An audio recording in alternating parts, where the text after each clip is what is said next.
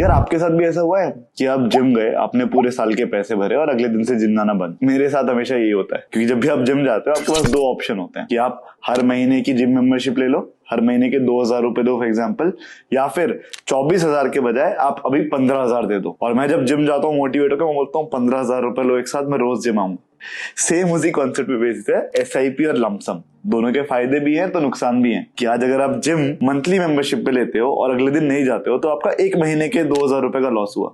लेकिन अगर आप मेरे जैसे 15,000 रुपए देके बैठ गए और आप नहीं गए तो 15,000 रुपए का लॉस हुआ। लेकिन एट द सेम टाइम अगर आप वो हो जो रेगुलरली जिम जा सकते हो तो आपके लिए 15,000 ने आपके 9,000 रुपए बचा दिए। तो दोनों के पॉजिटिव्स और नेगेटिव्स हैं। इस वीडियो में अपन समझेंगे कि एसआईपी और लमसम एक्चुअली काम कैसे करते हैं, दोनों के प्रोज कॉन्स क्या हैं, किसके लिए क्या अच्छा है और एंड में आपके लिए क्या अच्छा है। तो पहले समझो ये काम कैसे होता है।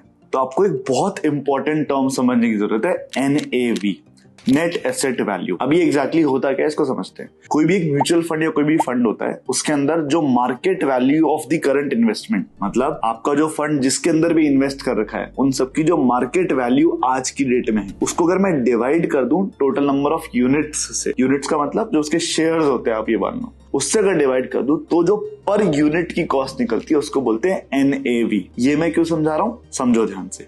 एसआईपी के अंदर क्या होता है कि मान लो आपने 20,000 रुपीज की एसआईपी की है पर मंथ की, तो एक एक्स पर्सन है जो अपनी सैलरी से 20,000 रुपीज पर मंथ इन्वेस्ट करता है एसआईपी मोड के अंदर।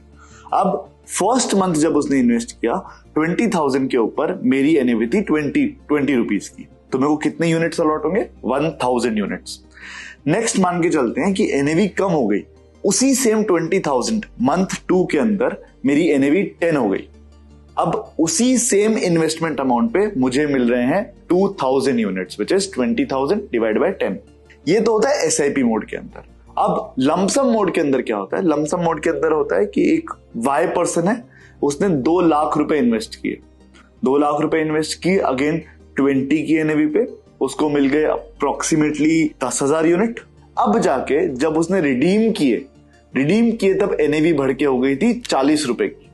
अब 40 रुपए की अगर NAV है तो टोटल अमाउंट जो उसको मिलेगा वो 40 इंटू 10,000 4 लाख रुपीस का मिलेगा। तो प्रॉफिट कैलकुलेशन के अंदर भी दोनों में डिफरेंस कहां पे आया कि भैया एसआईपी के अंदर हर बार जब इन्वेस्टमेंट हुआ है, हर महीने या जो भी पीरियड ऑफ टाइम पे इन्वेस्टमेंट हुआ है, तो उसकी एवरेज NAV कॉस्ट क्या पड़ी है पर यूनिट की, उसको अपन कंपेयर करेंगे फाइनली जब अपन रिडीम कर रहे हैं उसकी मार्केट वैल्यू में जो NAV है उससे। अगर वो मार्केट वैल्यू उस टाइम पे ज्यादा है तो आप प्रॉफिट में हो, अगर कम है तो आप लॉस में हो। ऑन दी कॉन्ट्ररी लमसम के अंदर आपने एक बार जो इन्वेस्ट किया उसकी जो कॉस्ट है वो कंपेयर होगी फाइनल मार्केट वैल्यू के ऊपर। तो ये तो हो गया एक्सप्लेनेशन कि NAV टर्म्स में ये एसआईपी और लमसम काम कैसे करते हैं। तो यार ओवरऑल एसआईपी मतलब क्या, सिस्टमैटिक इन्वेस्टमेंट प्लान। आपने एक फिक्स्ड अमाउंट कर दिया फॉर ए स्पेसिफिक पीरियड कि भैया monthly, quarterly, half yearly, annually मैं इतना अमाउंट सिस्टमैटिकली इन्वेस्ट करूंगा सेड प्लान के अंदर, that is systematic investment plan. On the contrary lump sum क्या होता है कि मुझे वन ऑफ एक कितना पैसा आ गया, मैं इतना एक साथ इन्वेस्ट कर रहा हूं इस पर्टिकुलर प्लान के अंदर, and that's it. It is not repetitive कि हर बार नहीं आएगा, कोई फिक्स पीरियड नहीं है, कोई फिक्स अमाउंट नहीं है, बस आपको एक बार में कुछ अच्छा खासा पैसा आया या कम पैसा है जो भी आया आपने इन्वेस्ट किया, that is your lump sum investment, that's it. तो यार अब समझते हैं एसआईपी और लमसम के फायदे और नुकसान, नफा और नुकसान। एसआईपी मोड के अंदर आपको कोई दिमाग लगाने की जरूरत नहीं है कि भैया मार्केट कैसा चल रहा है, क्या चल रहा है, क्या हो रहा है, प्रॉफिटेबल है, लॉस में है, कुछ नहीं। आपका एक फिक्स्ड अमाउंट जाना है वो जाएगा। ओवरऑल आप बेट कर रहे हो किस चीज पे कि लॉन्ग टर्म में कंपाउंडिंग का इफेक्ट आएगा और कॉस्ट एवरेजिंग मुझे बेनिफिट करेगा। इसका मतलब क्या हुआ कि मान लेते हैं आज मार्केट बहुत अच्छा है तो भी आपका इन्वेस्टमेंट हुआ है, मार्केट कल बहुत ही बुरा है तो भी आपका इन्वेस्टमेंट हुआ है, एवरेज में आपकी कॉस्ट कम है। जब भी मार्केट बहुत अच्छे एक लेवल पे चले जाएगा मैं उस टाइम पे अपना फंड रिडीम कर लूंगा। क्या इसमें आपको मार्केट में एक्सपर्ट होने की जरूरत है? नहीं। क्या इसमें आपको बार बार एक्टिवली इन्वॉल्व रहने की जरूरत है? नहीं। क्या इसमें आपको बार बार खुद को अपडेट रखने की जरूरत है मार्केट मूवमेंट से? नहीं। ये तो गए बेनिफिट्स। लॉस क्या हुआ?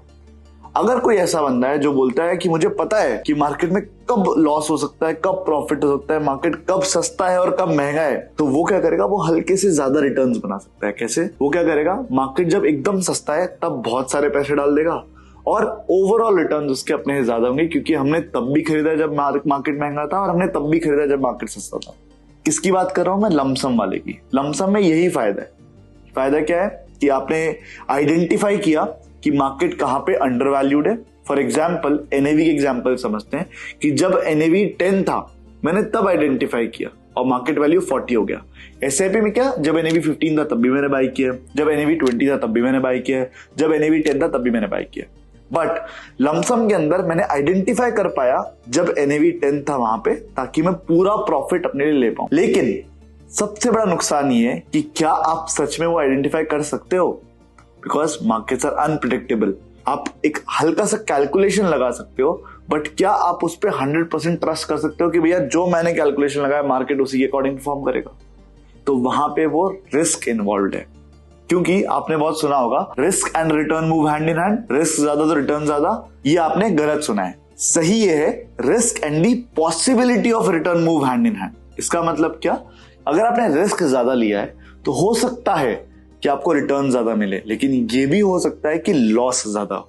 अगर रिस्क कम लिया है तो ऑपोजिट, वाइस वर्सा। तो ये हो गए कुछ नफा और नुकसान एसआईपी के और लमसम इन्वेस्टमेंट के। अब अपन ने इतना समझ लिया कि एसआईपी और लमसम होता क्या है, दोनों में से कौन सा फायदेमंद है, क्या नुकसान है, क्या नहीं है। अब समझते हैं कि अपने लिए क्या अच्छा है। अब वो डिटरमाइन करने के लिए मैं कुछ एग्जाम्पल्स दूंगा, कुछ बेसिस बताऊंगा, आपको फिगर आउट करना है आप किस कैटेगरी में फॉल करते हो। तो सबसे पहले ये समझो कि आपका टाइप ऑफ इनकम क्या है। टाइप ऑफ इनकम का मतलब क्या आप रेगुलरली एक स्पेसिफिक अमाउंट अपने बैंक में क्रेडिट होते हुए देखते हो? फॉर एग्जाम्पल उसी एक्स पर्सन की सैलरी है 1 लाख रुपीज। 1 लाख में से 50,000 उसका रेंट प्लस उसका रेगुलर खर्चे में चले जाता है। बाकी 50,000 में से 20,000 वो सेव करता है मंथली, अपने बैंक अकाउंट के अंदर सेव रखता है इमरजेंसी फंड के लिए। बच गए 30,000 रुपए। वो 30,000 रुपीज का एसआईपी कर सकता है, क्योंकि उसको पता है कि उसका एक फिक्स्ड अमाउंट क्रेडिट होने वाला है। ऑन दी कॉन्ट्ररी, अगर आपकी फिक्स्ड इनकम नहीं है, आपका एक फिक्स्ड अमाउंट नहीं है कि आपको इतना तो महीने के महीने आए, आप एक बिजनेस रन करते हो जहां पे हो सकता है कि आपको आज 1 लाख रुपए आ गया, अगले महीने 0 आया, उसके बाद 5 लाख रुपए आ गया, तो कुछ भी फिक्स नहीं है, तो शायद आप एसआईपी कर ही ना पाओ, क्योंकि आप डिफॉल्ट कर जाओगे। कि मान लेते हैं आज 1 लाख रुपए आया, आपने उसमें 50,000 की एसआईपी कर दी, अगले महीने रेवेन्यू आया तो आप 50,000 कहां से लाओगे नेक्स्ट मंथ भरने के लिए? तो टाइप ऑफ इनकम आपकी क्या है उस पर डिपेंड करता है कि एसआईपी करनी चाहिए लमसम। अगर regular fix source of income है तो आप एसआईपी रूट पे जाओगे, अगर इरेगुलर सोर्स ऑफ इनकम है तो आपको लमसम पे ही जाना पड़ेगा। नेक्स्ट आता है कि आप कितनी नॉलेज और कितनी एक्सपर्टीज रखते हो मार्केट के ऊपर। अगर मान लेते हैं आपको बिल्कुल नॉलेज नहीं है कि मार्केट्स कैसे काम करते हैं, कैसे नहीं करते हैं, और फिर आप लमसम में जाते हो, तो सबसे बड़ा रिस्क क्या है? अपन ने पहले समझा था कि अगर मान लो मार्केट्स ओवर वैल्यूड है, वहां पे आपने इन्वेस्ट कर दिया तो आप लॉस में जाओगे। इसके लिए जिनकी एक्सपर्टीज नहीं है वो क्या करेंगे? वो एसआईपी मोड पे इन्वेस्ट करेंगे, क्योंकि उनको मार्केट के फ्लक्चुएशन से फर्क नहीं पड़ेगा। उनको पता है कि कॉस्ट एवरेजिंग हो रही होगी, हम तो एंड में बड़ा प्रॉफिट निकाल के लेके चले जाएंगे। ऑन दी कॉन्ट्ररी, जिसको नॉलेज है, एक्सपीरियंस है, एक्सपर्टीज है मार्केट्स का, वो हल्के से एक्स्ट्रा रिटर्न्स कमाना चाहेगा, थोड़ा एक्स्ट्रा रिस्क लेके, और वो प्रेफर करेगा लमसम ओवर एसआईपी। तो एक्सपर्टीज पे भी डिपेंड करता है और नॉलेज पे भी डिपेंड करता है कि आप एसआईपी रूट पे जाओगे कि लमसम रूट पे जाओगे।